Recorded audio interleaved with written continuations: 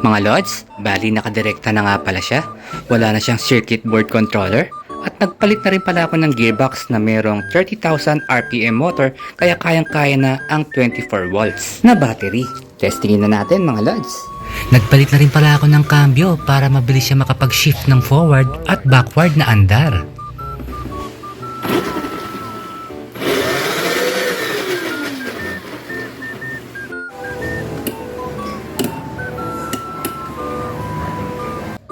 Eto, subukan na natin ang bilis. Oh! Tawa, isa pa. Go! 1, 2, 3, go! Oh! Wow! Bilis! The power of 24 volts! Bilis pala. Bilis, no? Pa? Oy!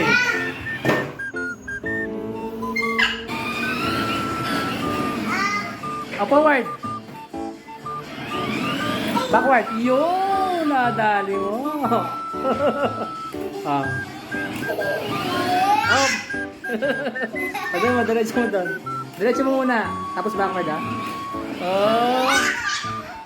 Paalala mga lods, huwag basta-basta mag-upgrade ng battery kasi pa nagpalit kayo ng battery at nagtaas ng voltage, may mga papalitan din kayong pyesa para mapaandar siya ng matino. Kaya pag may tanong ka tungkol sa pag-upgrade ng rechargeable toy car, i-comment mo lang yan sa video. Tutulungan kita sa abot ng aking makakaya. Yun po, maraming salamat po sa panonood!